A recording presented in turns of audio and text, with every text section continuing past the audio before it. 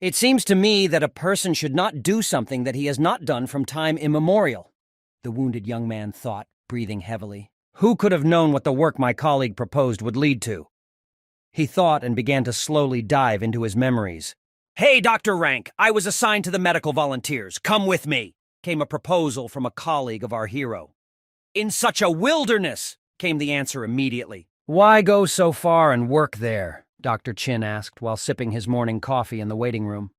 "But if you think about it, I haven't had the opportunity to work with him yet," he thought. "For the sake of experience.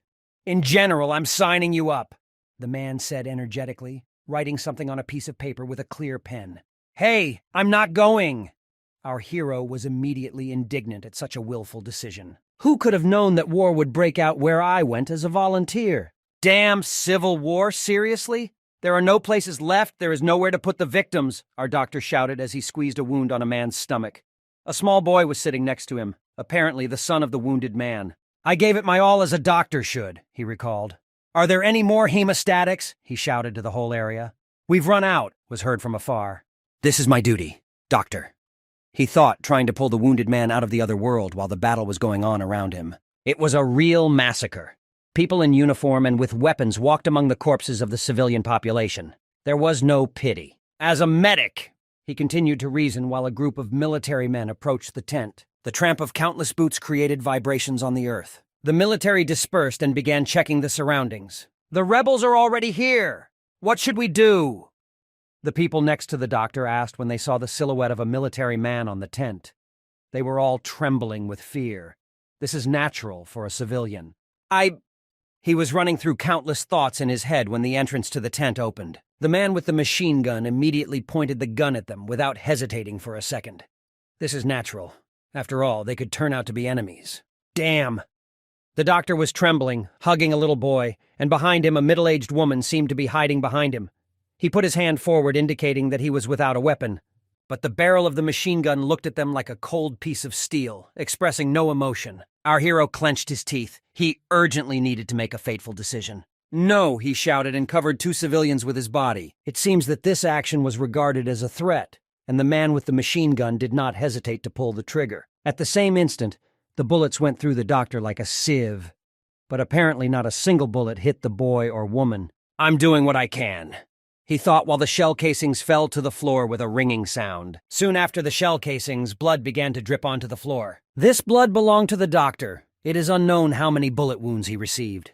"Doctor! Doctor! Doctor! Doctor!" screamed the baby he had just saved. That's how it should be, right? He thought, looking at the child in the last moments of his life. "Doctor, no!" echoed somewhere in the distance. After all, he tried to collect his thoughts for the last time. "Wah! Dr. Chin!" It was heard quieter and quieter somewhere in the distance. "After all, I'm a doctor," he thought as his lifeless body fell to the ground. How painful it is, as if bones are being broken, and you hear this crack of your own skeleton. And now I'm falling. Here it is. Death. These were the last thoughts that visited our hero before his death. He suddenly opened his eyes sharply. Before my eyes was a clear blue sky, which was blocked by the crowns of trees. Forest? He asked himself. Where am I? Why am I lying on Earth? What's wrong with me? He tried to understand, rubbing his eye with a dirty hand. But something was wrong. He glanced sharply at the hand and realized something. A child's hand? But in addition to being childish, there was also blood on it. Oh yes, I'm dead, thought the rank. What is this place? And why the body of a child? Such questions tormented him while he examined himself and his new body. And then he looked up and saw something terrible. Around were the corpses of adult men dressed in colorful traditional clothes. They were all covered in blood, and in their hands they had bladed weapons, not a single firearm. Having quickly looked around, he realized that in front of him was a destroyed caravan. Many broken carriages and carts were here. Some of them were burning, and corpses lay in between. This sight shocked the doctor, who had recently been in the midst of a civil war. He pinched himself. It's definitely not a dream. He confirmed the reality of what was happening. And it's not a film set, and certainly not my fantasy. The smell of blood is still here. The official thought out loud, trying to find an explanation for what was happening. The corpses are real, as if they were torn apart with one blow. Moreover, the wounds are deep. How could it be possible to cut a person in half? he thought as he examined the nearest corpse. Not a single gunshot wound. He's dressed strangely. He began to realize with horror what was happening while he examined the dead man. Really? I found myself in some kind of martial arts world, he thought as he looked around the wonderful mountain landscape. It even felt somehow calmer in my soul since it was all fiction, he reassured himself. Be that as it may, this place is definitely not that backwater and not Korea. The body has changed too, he thought. All 3 carts are empty. Were they attacked by thieves? He asked himself, trying to find an explanation for this massacre. The muscles of the face and neck are stiff, he said, looking at the corpse. This is where his medic knowledge comes in handy. So, about 2 hours have passed since the moment of death. He came to this conclusion. It's time to leave shock and get out of here before the robbers return. This decision was made by the Dr. Rank. Haka! Someone! There was a sound from behind. Survivors! The doctor immediately flashed through his head. Are you okay? He asked, running up to the man who was still alive. Child, to my wife, he said, handing something to our hero. It was a small bag. He pulled it using all his remaining strength with a trembling hand. He tried to speak in a hoarse voice. Our hero looked at this bag and the dying man. Sadness was eating him up from the inside. I'm dying. My wife is still, he said, breathing heavily. I'll stop the bleeding, our hero said sharply and began to work with the wound of the dying man. He wiped away the thickened blood with a nearby piece of cloth. He's lucky. It's early, although it's deep, but the vital organs are not affected, he thought while examining the cut in the area of the man's ribs. I've lost a lot of blood. I need to stitch it up, the doctor said. Well, he didn't have a needle. Nothing would work without it. But then, he remembered the bag that the man was holding out to him. If it's a gift for your wife, then there won't be anything strange. If there's a sewing kit there, for example. Then he grabbed the bag and began to pour the contents onto the ground. Coins immediately fell out of him and small shoes fell out. Apparently, the man was a small child. At least something, our doctor begged fate. And it was not for nothing that a moment later a pincushion with finger pads fell out of the bag. There were many pins stuck into this pad, but there was also a needle. Found! He shouted joyfully. And immediately, without wasting any time, he began to insert the thread into the ear. This thread is enough, he thought. We need to prevent further infection, he thought while he was threading the thread. There is no choice. It will hurt. You will have to be patient, he said, pointing the needle at the patient. And so he began to pierce the skin at the very beginning of the wound. As expected, the patient immediately started screaming. And so some time has passed. The patient seemed to calm down. Chin completed the last seam and tied it in a knot. Done. You did a great job, he declared joyfully after completing the work. Thank you, the man muttered in a hoarse voice. I'm afraid that's all I can do to help. There was no antiseptic on hand, so there's a risk of blood poisoning. The doctor explained to the lying man. I don't believe that God will help you with this, the official began to say, collecting the shoes that had fallen out of the bag. But the will of the husband, whose pregnant wife is waiting at home, is quite capable, he continued, putting his boots together. With hope in his eyes, he looked at the rescued man. Having collected all the contents into the bag, he handed it back to the patient. Please don't die, he said. It's already evening outside. He was sitting over a man next to whom lay a dead woman and a girl. He leaned back and sat down on the ground. Phew, I'm exhausted. Probably because this body is less durable, he thought, because he was now in the body of a child. What if someone else survived, he thought, turning around. As soon as this thought came to him, he abruptly stood up on his feet. Most likely there are some, he thought. The doctor began to court the developed caravan in search of survivors. We need to help them, he thought confidently while the stars were already visible in the sky. And then what? If no one comes for us, then... Sad thoughts came to him. He clenched his hands into fists so tightly that they shook. This is not the time to think. We must save them first. He made such a decision and began to examine the others. I will do everything in my power. This is my medical duty. But he had a difficult task ahead of him. There were a lot of people lying around, and we needed to check all of them. But that didn't stop him. He went through them one by one, examining the wounds and checking whether they were alive. Of course, it was a lot of physical labor for a child, as well as a great moral test for a person. There's so much blood. There's nothing I can do to help here, he thought as he examined the next victim. It was dripping from his forehead, and his gaze was filled with despair. The basis of work in the surgical department is, he began, in order to somehow distract himself from the melancholy. the ability to understand who can be saved and who is already useless. And he, like a real surgeon, adhered to this rule. Therefore, I did not try to save those who could no longer be helped. Carrying out check after check, he was very exhausted and was leaking a stream all over his forehead. He was dragging a man on his back. He placed it next to 2 women's heads and a makeshift bedding. 3, he stated affirmatively. I could only help them, he thought, bowing his head over the bodies. He was clearly not satisfied with this result. Too little. He would like to save much more, but he couldn't do anything about it. He clenched his fists and blamed himself. If only I had normal medical equipment, he thought, lamenting in grief. Then he noticed a strange piece of fabric peeking out from under the man's body. He took it out and began to examine it. A flying kite? He asked himself, picking up a piece of cloth. Escort carrier. An organization engaged in transporting anyone or anything for a fee. Such transport companies are found in martial arts novels, he thought as he examined the fabric in his hands. If I really am like this and these people are guards, then a rescue squad should come for them. This is the conclusion he came to. Without thinking twice, he took the sword from one of the men who would no longer need it. It was all chipped and very worn, but he had no choice. He took a suitable pebble and began to try to knock a spark from the blade onto a pile of leaves. So he succeeded. The spark sparkled and the pile of leaves began to smoke. At least somewhere my army knowledge came in handy, he said, smiling from ear to ear. This body is too weak, such loads! He wailed as he carried brushwood and fabric to build a shelter. He also dragged people, and sometime later the tent was already pitched. Maybe this is not the best option, but in order to wait for help, he will go. Almost finished, said the doctor, wiping the sweat from my forehead. He collapsed to the ground next to the rescued people. In the center there was a fire and a small supply of firewood. He sighed heavily as the setting sun illuminated his face. And why did I even think that someone would come to save us? He asked himself. Before it gets dark, we should go down to the foot of the mountain, he decided as he stood up. But doubts crept into my head. You can't just abandon 3 people who are fighting for their lives right now. He glanced at them intently. What to do? These thoughts haunted him.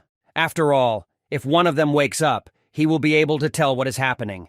And if someone gets worse, then he should be able to help them. But the silent bodies did not help in making a decision. The chin fell to his knees out of despair. He clenched his fist and thought, maybe she needs a doctor. While he was thinking, the sun had already set and the moon began to illuminate the sky. Their tent stood against the backdrop of the starry sky. It was a full moon, so it wasn't particularly dark. But I went into this profession because of the good money. The official continued his thoughts. I am an orphan, and dedicating my life to overcoming suffering is an achievement for me, he reflected, remembering his difficult past. How will you be? So I went as a volunteer, but ended up in some kind of F*******,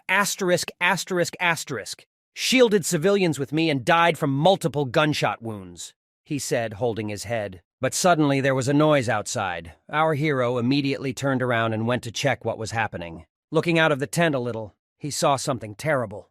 Wolves, he whispered. It may well be. It's some kind of ancient world. If there are robbers, then wolves are according to the data. He thought out loud, all shaking with fear. Come on, where are you rescuers? How do you have a flying kite? He shouted with tears in his eyes, examining the rag. Transport escort flying kite? He thought, having calmed down a little. I've already seen this somewhere. Escort carrier flying serpent rescue squad, escort flying serpent hospital of 3 generations of the celestial empire Pek Rin Yun Sun. Oh, exactly. This is from the novel The Greatest Heavenly Demon. He finally remembered. But suddenly the earth shook, abruptly changing the topic of his thoughts. What's happening? He shouted. This roar was created by the multitude of horse hooves that clattered while rushing at great speed. Someone is approaching, said the rank, and stood in a fighting pose with his sword, which he had recently used to break up the fire. Rescue squad? He asked himself once again, trying to calm down. His whole body was trembling. After all, he was a doctor and not a warrior. And yards? He asked himself, seeing different banners rising in the distance. Banner of the Flying Serpent! He shouted, delighted when he saw familiar flags on the horizon. He exhaled, falling to his knees. He won't have to fight with everyone like that. The saviors have indeed come, he said. We're all safe now, he thought with a smile on his face. Meanwhile, the caravan was approaching our boy at great speed. One of the carts clearly stood out. She was much larger than the others and was carried by 4 horses. Wow, unusual carriage, he thought, looking at the amazing cart. It looked more like a house on wheels. Like a huge box of medicines. It seems to me, or have I already read about this? He thought. Baek Rin Uisong's medicine cart is overcrowded from top to bottom, reminiscent of a large box with essential medications. Such lines from the book popped up right in his head. If this is Baek Rin Uisong's carriage, he thought. In his memories, there was a book that he constantly read, even during working hours. Dr. Chin, another novel about martial arts? His colleague was constantly interested in him. What do you care about other people's hobbies? Our hero answered then. The greatest heavenly demon? Sounds boring. Still, his colleague continued to stick to his line. Fuck you, the doctor answered rudely, closing the book. But it must be probably just an accident, he thought, scratching his head. It's not surprising, after all. He is still an adult and is trying to find the most rational explanation for everything. One of the men who was in the caravan pointed his finger at our hero and shouted, Mister, there is a survivor there. The entire caravan immediately stopped and everyone stared at the child. Chin stared at them with his eyes wide open. Really? He thought. A beautiful, long-winged bird was flying across the sky, inspecting the surroundings. Her predatory gaze was drawn to the caravan rushing at full speed. The young guy was on his knees and staring at the crowd of people. Check if there are any wounded, ordered one of the men that carried a weapon with him. Yes, his younger boyfriend immediately responded. The man looked at the child in surprise. A small boy appeared before his eyes. This was clearly the last thing he expected to see at the scene of the massacre. Wow, he's huge, thought our hero, seeing in front of him a giant dressed in a kimono and with a sword on his belt. He looked at the youth gloomily. The Hulk knelt down and looked at the boy. The rank trembled a little because he doesn't know what to expect. Child, my name is Yun Yu Hei. I am the head of the Flying Serpent, the man said in a serious voice. Will you tell me your name? Interested man. I'm Chin, Cheon Hee. He answered delightedly. Since I ask him this, it means they are not his enemies. He is much kinder than he seems, thought the young man. It's a beautiful name. I want to point out you're great. Not every adult can show perseverance in such a situation. The man praised him. Did you make the tent yourself? The man asked, looking at the tent. Yes, there are victims inside, the official answered. Victims? The man was surprised. It's no wonder how the child himself could put them all there. He looked inside and saw 3 bodies lying on makeshift sun loungers. It seems they were all rewound with some kind of rags. He immediately realized that his people were lying there. He turned around and shouted to his comrades, Emergency help is needed! Call Mr. Baek Rin Uisong quickly! Hurry up! He shouted at the top of his lungs, and people around him began to fuss. In Baek Rin Uisong? The doctor thought. I heard right? He thought, rummaging through his memory. Impossible, stood the boy with bulging eyes. Everything that was happening seemed like a dream. Chin began to slowly turn his head back, not believing his eyes. The man's leg poked out of the mobile home. According to the description, in the novel, Baek Rin Dream is one of the healers of 3 generations of the Celestial Empire. He recalled a book that he read. Baek Rin, his nickname, given from the answer of the hair, reminiscent of the scales of a white dragon, he recalled. Meanwhile, a man dressed in an aquamarine kimono appeared from the carriage. He had a cane in his hand, and his hair was white like snow. He imposingly stepped out of the carriage. Behind him, he had incredibly long hair below his tailbone. They were finally collected with an elastic band. Even though he was a man, everyone saw him as a lovely beauty. Next to him walked another man with red hair. The little rank froze in amazement, looking at the hero of the book who had descended before him in reality. Everything is exactly like in the novel. This is not just the world of martial arts, he reasoned, looking at the beautiful blue-eyed man. This is the universe of that very book. He slowly realized while his eyes widened to the state of a saucer. Shortly before my death, I read this novel in its entirety. The cover of a book with a warrior on the cover popped into his head. It was called The Greatest Heavenly Demon, and one of the important supporting roles belonged to Baek Rin Seong. He recalled the contents of the book. When the transport guard was attacked, he saved the main character Yo Ha-ryun. That was the plot. Afterwards, there were many different episodes. The image of a man in a dark cloak with the same dark hair popped up in his head. As a result, Baek Rin Seong died of a chronic disease in Volume 2. Oh, but now our hero thought, looking into the tent where the white-haired man was sitting right in front of me, and looked in surprise at the character who had stepped out of the lines of a book. he thought. Putting his finger to his chin, he examined the bodies of the wounded. This seam, he said quietly, examining the work of our hero. Wow! He thoughtfully examined such delicate work done in such harsh conditions. He reached into his wide sleeve, trying to get something out of some small wooden box. He carefully opened it, and it contained a flesh-colored suit. He carefully smeared it onto his 2 fingers. He began to smear it along the seam, and some kind of glowing blue energy began to emanate from the place where May came into contact with the body. It looked straight out of a book of magic. How are they? The gloomy man asked Pek Rinisona. Will Unfiodu and Consenfiosa survive? He continued to wonder. The blue-eyed doctor turned around and said, I have a question. He pointed his graceful finger at the stitched wound on the man's torso. Who sewed them up? He asked. The acne man looked sideways at our boy. Chin stood silently and only looked in surprise at what was happening. It was me, timidly said the right, looking at the hero he admired in the book. What unusual surgical skills for such a kid, said Pek Rin Yi-song with a smile on his face. Thanks to the skills of this young hero, the victims were able to survive, he said, and the crowd around immediately began to rustle in amazement. Everyone stood with their mouths open and couldn't believe that such a young guy was capable of something like that. The hero of the occasion himself stood covered in paint and was embarrassed. He was praised by Pek Rin Yi-song himself. Is he really that good? Who is this boy? The crowd around him babbled in surprise. A truly outstanding talent was not at a loss and was able to sew up in such a situation, said the doctor. I just wanted to save them, the young man answered timidly. Hearing such modesty, the doctor broke into a soft smile. In Kanho, few people take such things for granted, he said quietly. Some time later, the turmoil dissipated. The huge man bowed with his hands folded in a certain gesture and said, Half the squad will be waiting here. The young man was left to watch as half of the caravan was carried away. Such an unexpected event completely exhausted him, and he fell to his knees. Gratitude from the flying serpent himself, he thought. This was the highest form of praise for him. And also, our little hero, we will definitely repay you for your good deed. He remembered what the huge man had promised him, bowing. Meanwhile, it was already sunset outside. A beautiful scarlet haze eclipsed the entire sky. The blue-roofed carriage rushed along the ground at full speed. There was even a small oven inside this miracle. Sparse firewood was smoldering in it, and a kettle was boiling on top. Master, you overdid it, said the red-haired young man standing next to the stove. It wasn't worth going there.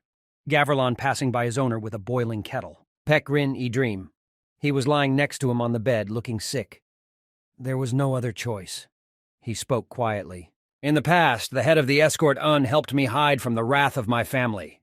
He explained the reasons for his actions. Today I saved his younger brother, thereby repaying his debt, he continued to say while his ward squeezed a compress in boiling water. Are you talking about Unpyodu? Asked the ward, placing a wet, hot cloth on the doctor's forehead. That's right. It's a shame that the others didn't survive, but there was nothing we could do to help them. They answered him. The carriage was rushing at great speed, but it turned out there was no shaking inside. It turns out that you don't owe the head of Una anything anymore, asked the red-haired ward.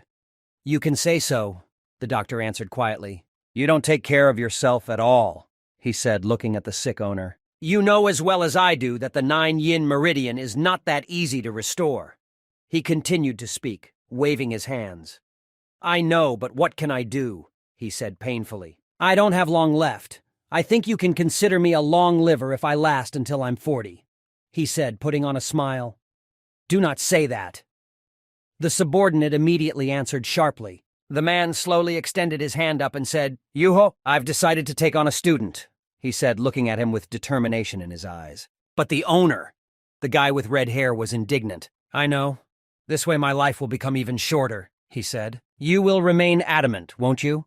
Asked the subordinate, knowing well the character of his master with a slight hesitation. The patient smiled from ear to ear and did not answer the question.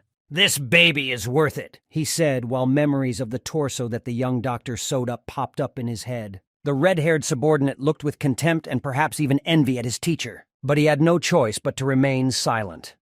Owner's decision is law.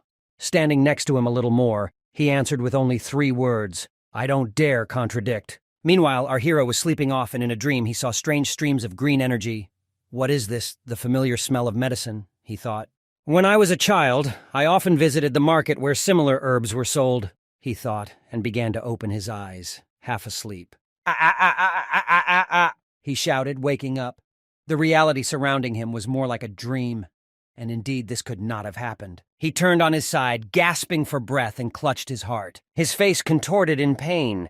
Maybe he had caught some kind of disease, or it was the consequences of a transfer. He stood up and began to look around in the hope of understanding what was happening. Morning light filtered through the window shutters. The blue sky was visible. There was not much light, but it was enough to illuminate the room with a pleasant yellow tint. Seeing the situation clearly not of his native world, he remembered everything that happened and realized that it was not a dream. Stay in bed.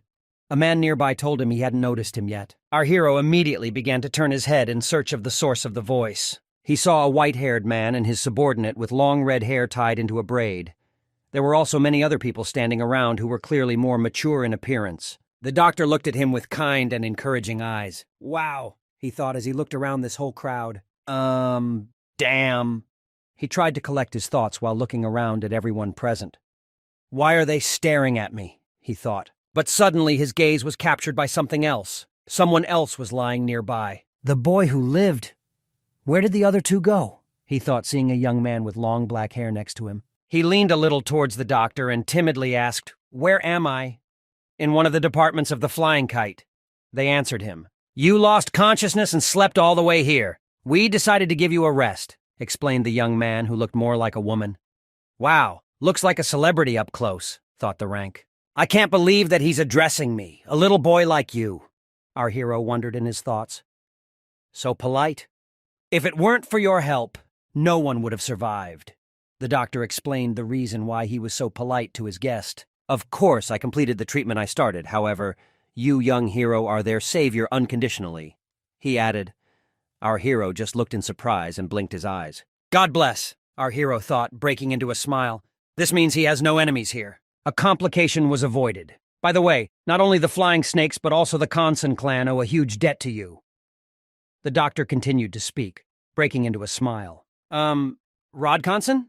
The official asked again, not understanding what he was talking about. That's right. Do you remember how they treated a girl with a sword in her hands? Asked the doctor. Oh, yes, our hero answered hastily. And on the daughter of the Conson family, wandering warrior in the position of Fios in the Flying Snake. He said while the image of a warlike woman with a straight sword in her hands entered her memories. If it weren't for you, my young hero, probably, the doctor said with his eyes downcast. He looked at the hair of the man lying next to him, the Conson family, one of the clans that appears a little later in the plot. So this was the daughter of the head of the Conson clan, thought our hero, replaying in his head the memories of what he had read in the book. I saved her because it's my duty, but he continued his thoughts. No, I just, said the young man, squeezing the bed linen with his hands. Oh! He shouted and began to fall.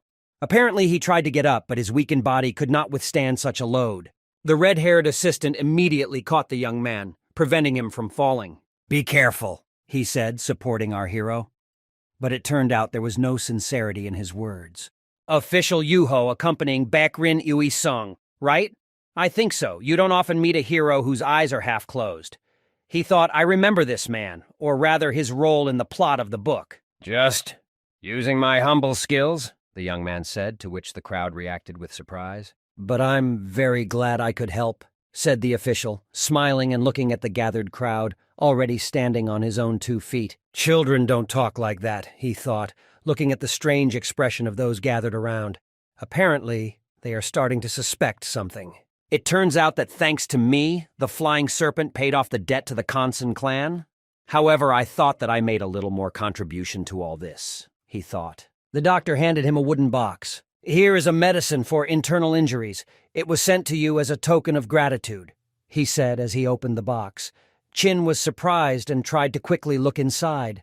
Light began to emanate from the box, and all the people around the opener were in amazement. Wow! This was heard from the crowd. Huang Dan of the 100-Year Pine! In the box on the red cloth lay a ball glowing yellow from the inside. There was light just walking around him.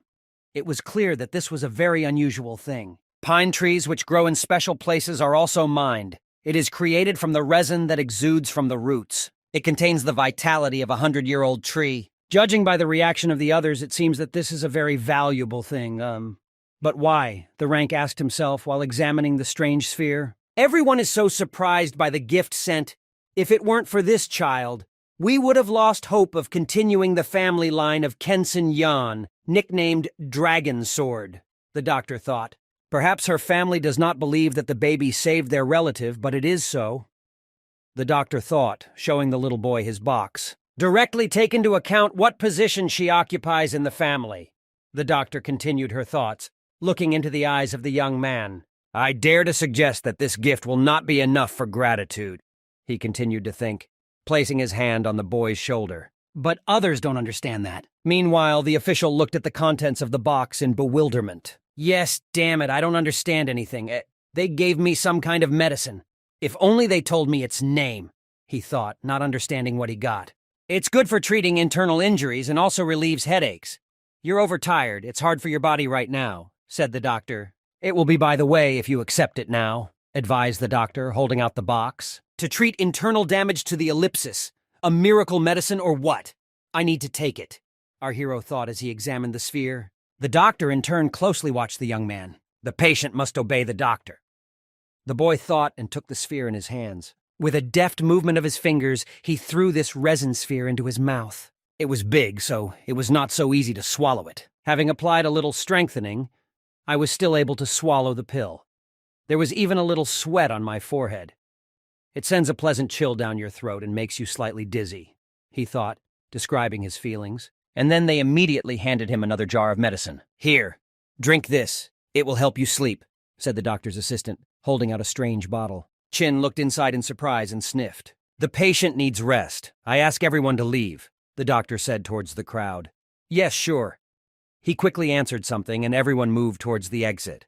This boy is much more unusual than they said about him, said the assistant. It's even somehow awkward to remember our uneducated children, he said, straightening the blanket on the patient's bed. Meanwhile, the crowd was already dissolving into the doorway. After some time, the setting sun began to flood the building in which our hero was located. The assistant and the doctor were still standing over his bed, watching him. The assistant carefully straightened the blanket. Do you really want to make him your pupil? Asked the redhead, looking at the young man. Yes, his master answered confidently. I doubt that there will be anyone who will refuse to become a student of Baek Rin Ui Song himself from heaven. But I'm worried, said the subordinate. I express my doubts. I understand, no matter how he refuses. The doctor worried while watching the sleeping patient. What are you talking about? The redhead asked in surprise. Baek Rin Ui Song's face changed sharply as he glanced at the young man. He took out a long needle. When someone shows sincerity, doesn't it touch the heart? He asked. Are you really going to give such an expensive thing to a boy? The subordinate was even more surprised. Yes, answered the doctor. The doctor held the needle in his hands, and it turned out to begin to glow and be imbued with some strange blue energy. He slowly began to bring it to Dr. Chin's forehead. As soon as the needle touched the child's forehead, it immediately began to glow orange-red. Reflections of red energy seemed to be spreading around like threads. The young man's hands began to tremble, but he refused and did not wake up. The doctor looked at the boy with a smile while touching his forehead with the needle. Meanwhile, the subordinate was watching him from afar with approval on his face, either to envy or to sympathize. The subordinate said quietly, observing the guy's reaction to the touch of this strange needle. Once the owner has noticed you, you can't count on a peaceful life, he thought. I dreamed that I became a butterfly. This is not about the Zhuangzi butterfly effect. In the dream, I fell into the hands of a madman who pierced my body with needles. Damn, let go of the butterfly, you idiot! I pray, I want all this to end as soon as possible. The guy opened his eyes, and his first thoughts were, the ceiling is the same. The young man woke up covered in sweat and naked. He sharply opened for this. It was clearly a difficult awakening. He narrowed his eyes and looked up. What is this disgusting smell? He thought. He tried to sit up, and the pungent smell hit his nose even stronger. Rotten food, he thought, holding onto the bed with his skinny hands. His legs were also thin and trembling. I can't tell for sure. He continued to think about the source of the smell. And then he noticed something strange that sharply brought him back to reality. He immediately exploded. Hey, where are all the clothes? He thought as he examined his naked body. His shock knew no bounds. When he last fell asleep, everything was clearly different. What the hell happened? He shouted to the whole house. And then two familiar men entered the room. The doctor is his subordinate. Ju, you woke up, said the doctor. Baek Rin Ui Sung. Did he sit here all night? Usually servants look after the sick. Thought our hero, watching, and then as the doctor approached. Was he really protecting him all night? Surprisingly, there isn't much unclean energy in your body, I told the doctor, smiling. There's something stuck to my back. Our hero was surprised, looking back. It feels like dried rubber. There was something strange on the back that vaguely resembled a scar. Your body is well complex. Is anything bothering you now? The doctor asked. Probably it was from her that terrible smell came, our hero thought. No ellipsis, nothing. He answered briefly. On the contrary, I feel much better. By the way, you can contact me as you, he added as the doctor examined his back. Otherwise it will be very awkward, said the official, embarrassed. Especially when I hear it from the lips of some handsome man, he thought. Okay, I'll keep that in mind, the doctor answered, smiling.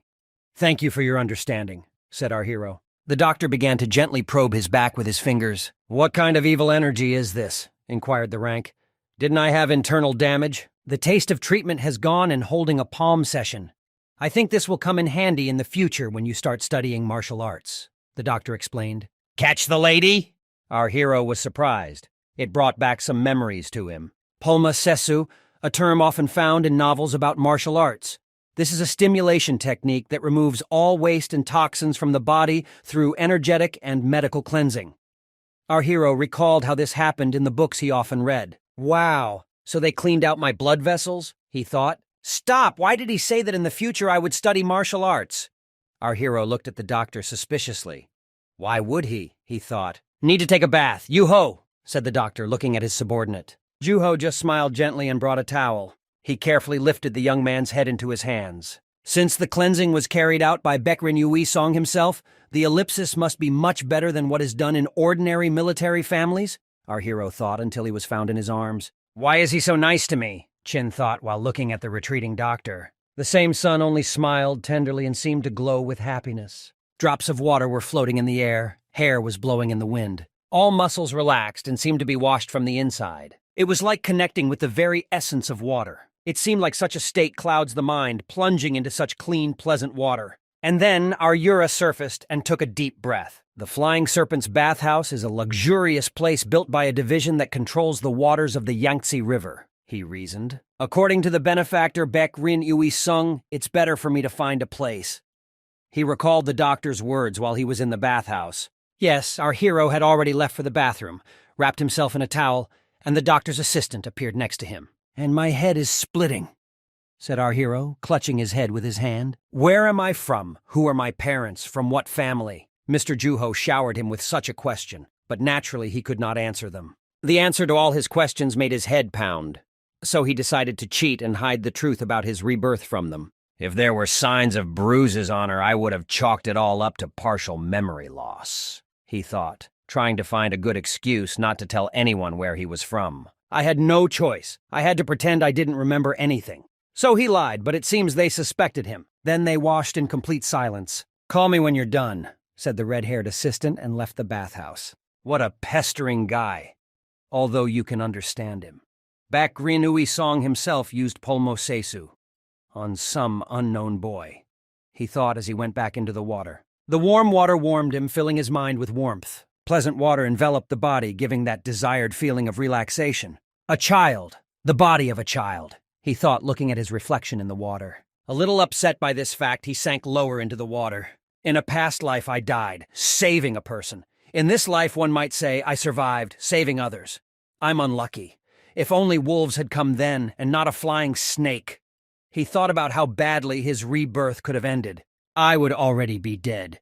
Such a terrible thought flashed through his head. His student years, how he acted in his friends, the joys of adversity, and of course, his death. Events from a past life emerge in my memory as if all this happened just yesterday. A life in which there was no family, no relatives, no loved one. It's such a life, but, he thought, watching how the water beautifully reflected the light of the setting sun. Thanks to my efforts, I was able to survive. How am I worth living now? He asked all the questions out loud while looking at the sun. Listen to Yuho's story. I learned that the escort group was already dead when it was attacked by a gang of robbers. He recalled the assistant's story and the mountains of corpses that he saw. He said they were heading for Soju. Soju. Ah, this is the place where the hidden units of Mogyo are located. He remembered a mega clan of martial arts students from the following Mo religion. He was mentioned several times in the book. He again indulged in memories of the books he had read. The main character is the heavenly demon Yoharyun. Through Soju, he became familiar with Magyo. He is tall and is subject to insults. From these thoughts, the rank became sad and sank deeper and deeper into the water. And I'm ready. That same nameless character who died on the very first page. He thought about his fate. On top of everything else, an orphan. This was the backstory of his body. His head was again filled with memories of how he ran around the entire hospital in a doctor's coat and performed a complex operation. I always tried for those who have a family. He thought, I remember how I consoled old women and treated their relatives. The water and minerals in it created an incredible feeling of lightness. The light passed through her and warmed up her entire body. Maybe I dreamed that thanks to this, I would have the right to someday acquire my own, he thought. He soon surfaced again. It would be nice to have money for this, he thought. And in the world of Marine, where human life is worthless, I must become strong. There are probably many difficulties ahead of me. With these thoughts, he left the bathhouse. If I can't stand up for myself, then what kind of family can I talk about? He firmly decided for himself. He noticed his reflection in the mirror that stood in the waiting room. I don't have money or strength, but I want to know what the future holds. Just like that. Like, where should I go being a doctor? He said, smiling wryly at his reflection. He got dressed and Yuho was already waiting for him on the way out. Yuho turned around, noticing our young man. He looked him up and down. The rank was dressed in a blue kimono and his hair was collected in some kind of special rag. Is this the same boy? The redhead thought, Young hero, you look very fresh. They prepared hot tea for you in the evening. The assistant notified our young man, Chashitsu Chinese Tea House. Please follow me, he said, and they set off down the corridor. A beautiful clear blue sky was visible, but there was clearly a bad atmosphere in the air. Yuho definitely didn't trust our hero, and it was literally felt physically. This child, unlike other children from military families, does not have a good background or combat skills, he thought while leading our hero around the doctor's estate. Various elderly people looked at them with interest, even if the owner treats them well. But personally, I don't see anything special in him, he thought, looking with his fox-like gaze at our young man. He soon looked away, trying not to arouse suspicion, or at least not to be so openly hostile. By taking his disciples, the master will only shorten his already short life. The assistant continued his thoughts. He could also be understood because this is the person dearest to him. His behavior brings back memories of when I was an intern. Our hero recalled that this was not the first time he had been treated with hostility. The beautiful afternoon sun flooded the doctor's domain with light. Several men approached the door. They came inside with some notebooks or trays and began to move towards our hero. There must definitely be a reason why I'm so protected, he thought. While you're waiting, help yourself to some tea and sweets, the man said as he poured him fresh tea. The woman placed a bowl of food next to him. By the way, in my opinion, there was not a single character in the novel on whom Baek Rin Ui Sung would have used palmasesu. Is this the same reason? Most likely because if you use this technique at least once, you spend a lot of internal energy. He was thinking while hot tea was being poured nearby. If Tak really got Polmosessa, then this will have a bad effect on Baekrin Ui Sung. After all, internal energy helps prevent the development of the disease. He continued to think, taking some kind of role from the bowl. Maybe that's why he died in the first volume of the novel. To sacrifice oneself, save the life of another, it's not easy to decide on this, thought our hero, admiring the doctor's action, although he himself did so. I know the contents of the book from cover to cover. Moreover, I have the skills of modern medicine. Is there really no way to help Baek Rin Ui Sung? He thought. Okay, first I'll finish off the tea and sweets. Get rid of the Sangon poison. Myogyo people are resourceful. Sangon, dispersing poison, destroying internal energy. They sent a spy, poisoned part of the Flying Serpent's escort, then came in person and finished off the rest.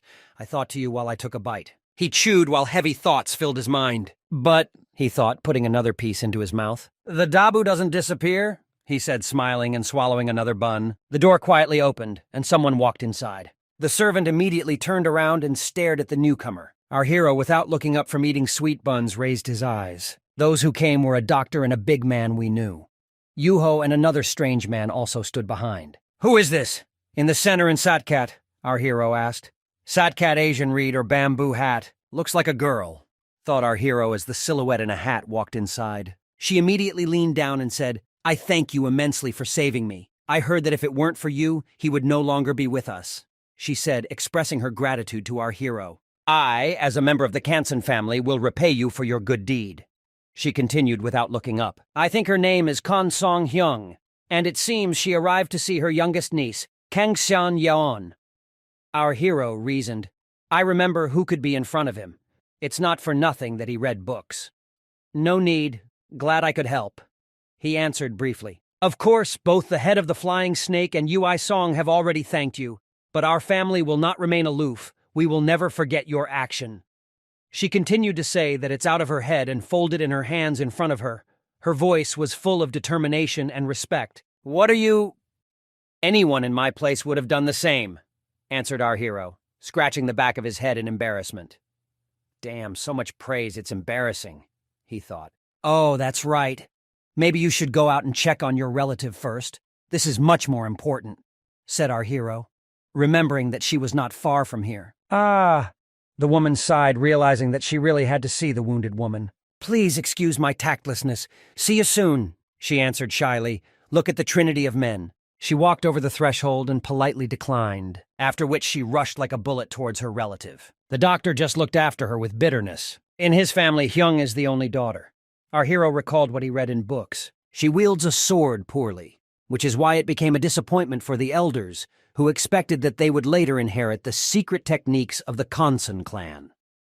The rank continued to recall the story of this woman. Konseong Young, whom we previously met, is her relative on the lateral line, although Hyung always cites his younger sister as an example. She still loves her more than anyone in the world. He recalled about two relatives who were so close to each other. According to the plot, this person must have died then, after which the Hyung, who treated her like family, falls into a violent rage. And when he finds out that all this was planned by a trick of their kind, they will arrange real bloodshed.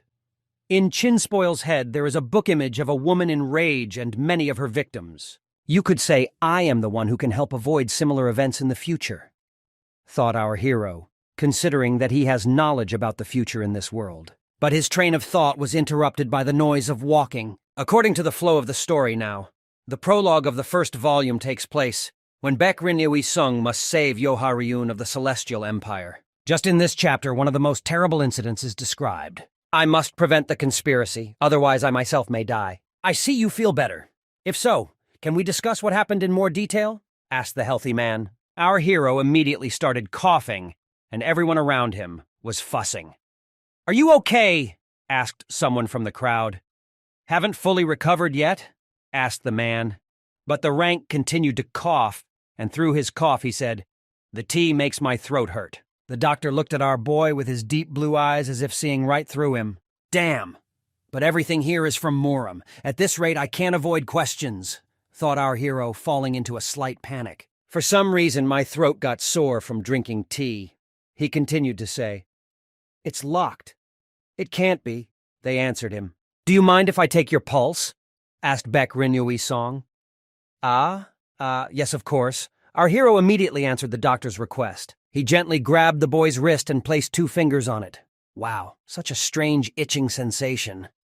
"I don't know much about internal energy yet," thought our hero while the doctor measured the train. "But I feel like my body is doing something very tender," he thought, describing his sensations.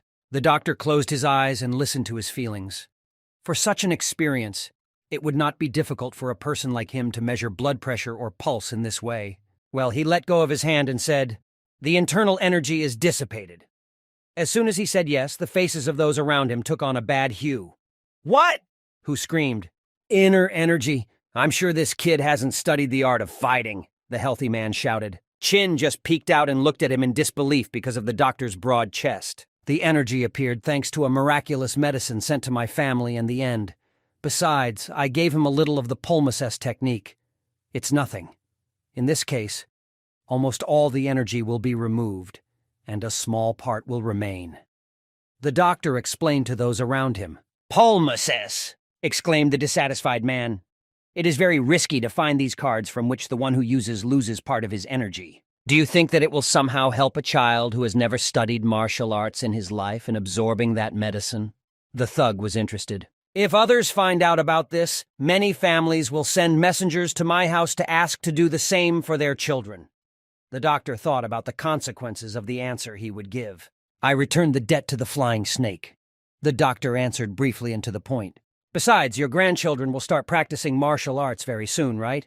Asked the doctor. Ha ha! Mr. Baek Rin Yui Song, you have medical skills from God, the big man answered with a little laugh. You shouldn't extol me so much. It's getting awkward, the doctor answered with a smile. He's the real one, Baek Rin Yui Song. He even thinks about the grandchildren of the head of the escort. A real doctor, someone thought. It seems that the internal energy has dissipated, the doctor began to say. Because of the Sangon poison, he explained. I am from Sangon. Who dared to give it to a child? Such treatment of the benefactor of the flying serpent. The man screamed after hearing such terrible things. The important thing is not who mixed the poison, the doctor began to answer. A motive, he said, suddenly becoming more serious than he was before. Meanwhile, the subordinate simply observed all this, but it turned out that it was this phrase that somehow hooked him. The sweets and tea that are served to him are also given to the play of a prestigious class and a warrior of high rank. Obviously, someone has a grudge against us, the big man said with confidence. Chin just carefully watched what was happening, catching every word. Now get rid of the tea and sweets. And it's unknown when exactly we will be attacked, so it's worth arming yourself just in case. Baek Rin Yui Song said with complete seriousness. And this is not the first incident. Just remember that attack on the escort. The big man began to tell the story. And now I'm there too. No doubt conspiracies, he stated. Mr. Baek Rin Yui Song, please forgive me since our guesses were correct, he said, and immediately turned around and went about his business. Call the owner of the clan! He shouted at the top of his lungs. It will be done! They shouted the answer to him from across the street. Did you know that there is poison from Sangon? Doctor asked our hero. What else is the Angon hair? Asked the official in surprise. The poison that absorbs internal energy has neither color nor smell. So I tried a little of everything. I hope that somewhere it will come across. I had to taste it.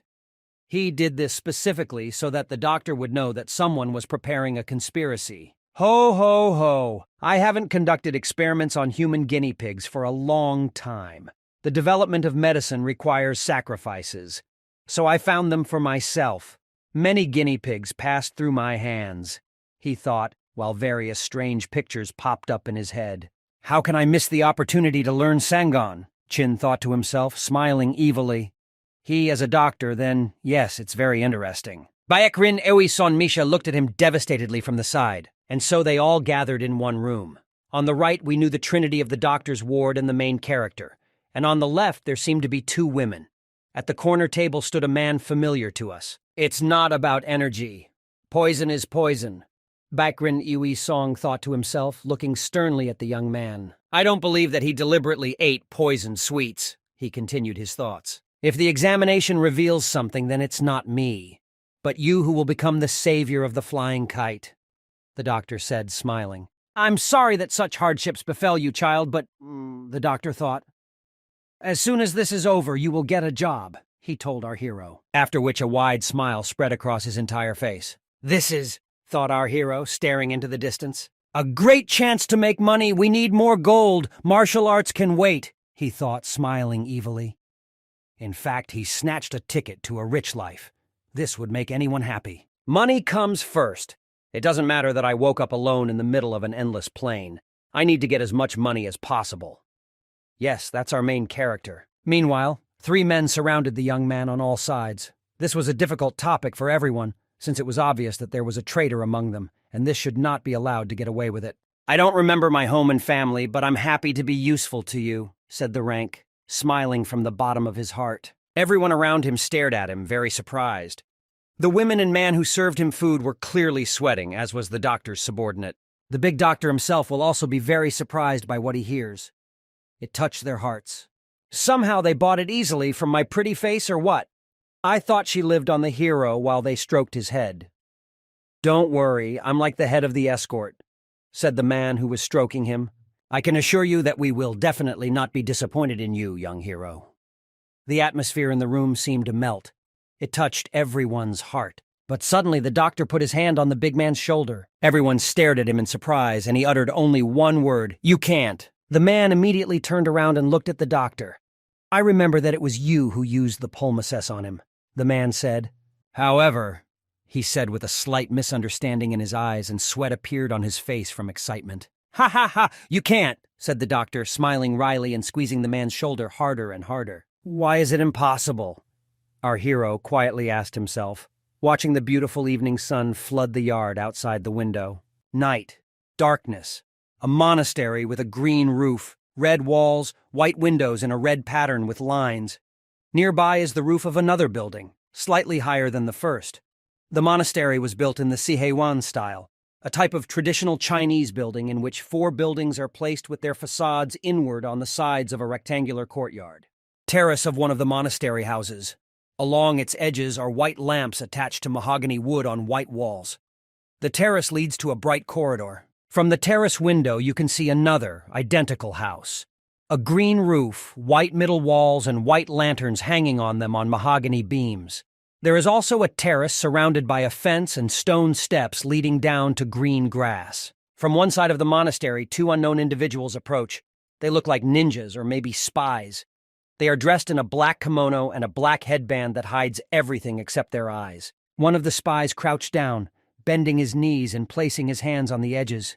He has white bandages on his hands and what looks like gloves on his hands, but only covers his fingers. The ninjas stand next to each other, but look in opposite directions, as if someone called them and they turned around at an unknown sound. In the middle of the facade of 4 houses, those same uninvited guests in black are sneaking. 3 more run after the first 2. It seems they want to escape and have already jumped onto the roof of one of the houses. Through the railings of the house, the bodies of 2 more spies are visible, ninjas on the run. And on the roof of the building, there are 4 of the same observers. They stand straight, look vigilantly. Their clothes and headband flutter in the wind. The sky is gloomy and dark blue, the clouds are black, and it looks like fog is floating nearby. 2 of the spies standing on the roof of the house jumped onto the grass. Behind is a purple-pink background of movement from the brush. Everyone else rushed after the first 2. They no longer jump over the fence, but run in the opposite direction along the roofs, clinging to it with a cat, and taking the necessary positions on the buildings of the houses. Sihewan. The house was very quiet, and the spies began to wonder if their residents had been poisoned by sleeping pills. One of the men approached his leader, a fellow spy, and said that everyone was already in position. The bandage hides the main man's face.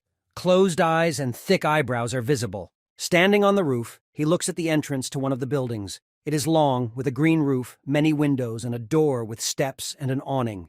Clouds, fog float past the men. The leader looks at the building, clenching her teeth tightly, preparing for reprisals. A view from above, at the houses, 2 spies talk about some unknown child who has not yet realized his inner strength, and therefore there is no need to worry that someone will find out about their presence. The earlier speakers are looking down somewhere.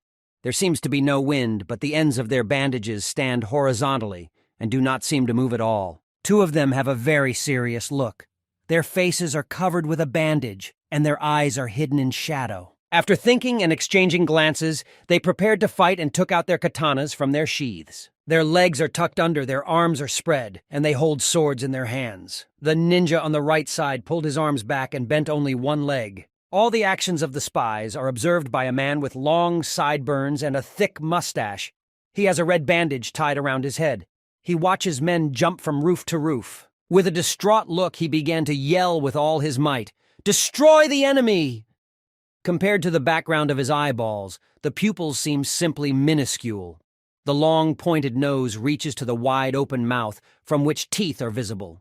The chief of the spies was dumbfounded by such an order. He widened his eyes and looked at the man with extreme surprise. Not paying attention to their condition, the main and other spies began to go down the roof. But a surprise awaited them there in the form of awakened people in white robes. Probably they were also spies, but from a different detachment. Dissatisfied and angry people look at the spies with anger and hold torches in their hands. Not everything is true. They are dressed in a white and blue kimono with a belt and a blue headband. Their hair is tied in a bun. The angry owners of the houses began to run towards the intruders who came. Their faces are distorted with anger or maybe even rage. One of them holds a burning torch, and the second clenches his hand into a fist. When the residents ran out of the main doors of Siheyuan, they began to scream in surprise at the spies standing on the roofs. Some of them began to climb down the tiles to the ground. Each of them has his own katana in his hands. Suddenly, someone pointed a knife at the leader standing on the roof, parallel to his neck. He bulged his eyes, looking at the weapon. In his gaze, there was fear mixed with the briefest surprise. The person who put the katana to his neck turned out to be a middle-aged man who had previously shouted about killing the enemy, standing outside the territory of Siheyuan. The katanas of the man and the spy glowed red, and clouds floated next to them. The man looked sternly at the intruder. He has a dark gray headband, a mustache, and black hair. The spy's vein even became swollen from everything that was happening. Cursing, he looks at the man's katana, wondering how he knew about him, his accomplices, and their tricks. Still holding the weapon tightly to the spy's neck, the man asked, "Did you have the courage to plant poison in the presence of a doctor?" Having not heard an answer to his question, the man asked another, no less interesting one, "Who sent you?" Then they stand in the same tension on the ridge of one of the roofs. Their clothes and bandages are flying in the wind, the sword is still raised, and some of the clouds are painted red and orange. After the pressure of the older man, the spy decided to tell who they were, mentioning a certain Baek Rinyi Sung, still not taking his eyes off the katana and its owner. Without taking his evil gaze away, the man still looks at the spy, listening to the words. Suddenly, the man's feet began to slide off the roof, forming small clouds of dust. Sliding down, he looked at the spy furiously and with fear. Shocks from the roof fly near him. A dastardly trick! The man stopped and lowered his head a little, pretending to be serious. The hair around his ears flew to the sides. His eyes disappeared behind the shadow. He immediately took out and clutched his Hongwan sword bathed in green light. Hongwan is a Chinese tribal god. After that, he raised his weapon up. A blue light shot out from the sharp end and surrounded a man with glowing blue eyes. He raised his foot and no longer slides off the roof. The tricks still fly past him. Having risen, the man began to stand steadfastly on the ridge of the roof. With a long sword and a red sky behind him, he looked more than a warrior. Now standing opposite each other, they prepare to engage in battle. On the right side is a man with a mustache.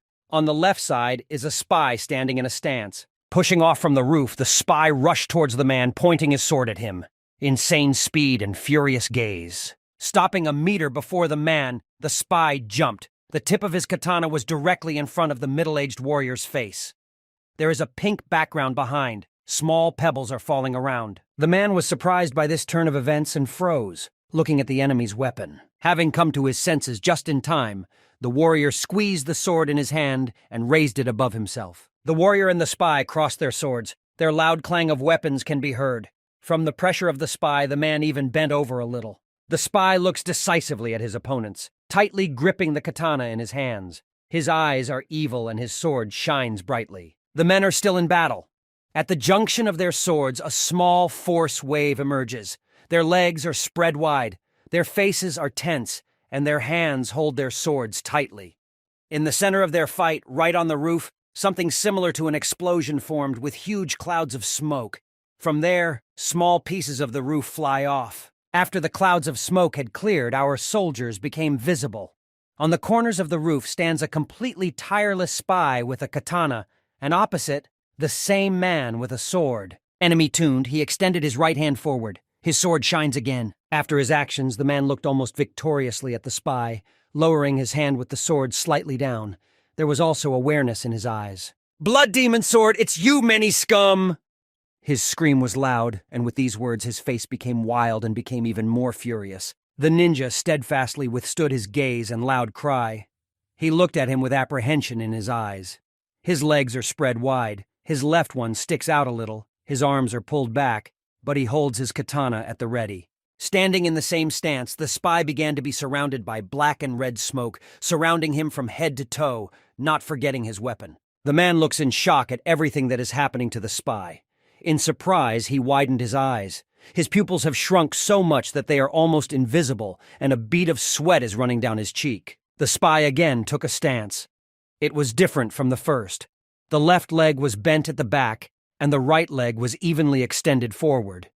His eyes, like the weapon in his hand, glowed scarlet. The tip of his katana was red and shiny, and was also surrounded by white, thick smoke. The men prepared to fight again on the broken roof. They froze opposite each other, each in their own position stance, and put their swords forward. The clouds were hanging over them, and the sky was still painted in dark colors. And here again, the bloody demon sword, a trap and the valiant sword of Hongwan.